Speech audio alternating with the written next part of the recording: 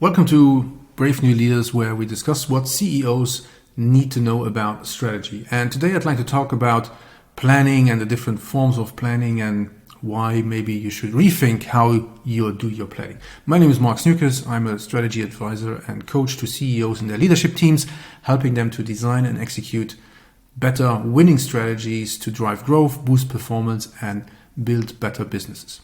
So let's talk about planning. The other day I was at a company and we looked at all their plans. So they had strategic plans, which were like 10 years out. They had operational plans for the next 5 to 10 years. Then they had financial plans. They had tactical plans, which were like 1 or 2, 3 years. And they had a roadmap, which was for this year. So lots and lots of plans. Now, if I see something like this, I kind of have 3 issues with all that planning. So my first question would always be, what's the value of all these plans? Is it really bringing you any value to have all these plans? What is the cost benefit relationship that you get out of doing all these plans? Because you likely, if you have that many plans over that long time periods, you probably have lots and lots of people who are busy planning and updating these plans and working on these plans. So ask yourself, what is really the value that you get out of all these plans? And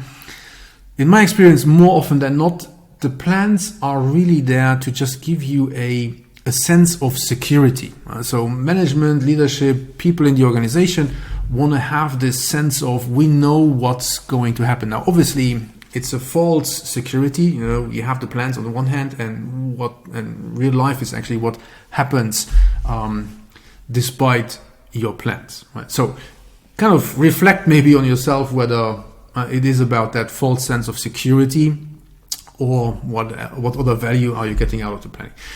Second thing that comes to mind when we're talking about planning is that, so although when we have all these plans, I will ask, so do you update these plans? What happens if things change? And then people will always say, yeah, well, we are agile and adaptable and we will update the plans. Now, in my experience, again, once we have plans, we tend to fall in love with these plans, and we have a very hard time changing them, even if it's necessary. It's a little bit like the sunk cost fallacy. When you have invested a lot of time and money into something, and then you know that it's not going to be successful, but you keep on investing time and energy and money into it because you spend already so much time and energy onto it. And with planning, it's kind of the same thing. So we invest so much time into creating these plans that we are really having a hard time to give them up and change them when necessary, even when necessary, right?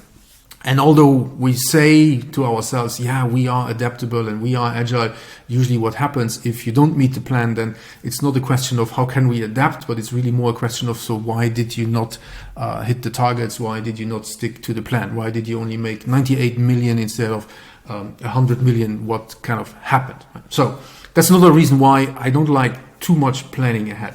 And the third reason is simply because I have yet to see a company that was accurate in planning the next 2 or 3 years ahead. So I always say, let's plan the next 3 months.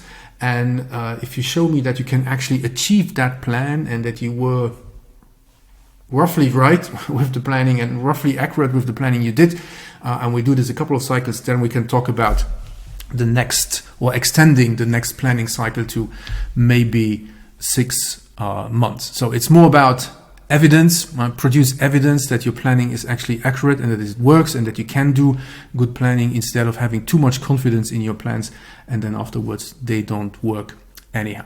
That's it for today. I hope it was valuable. If so, please comment, like, and share.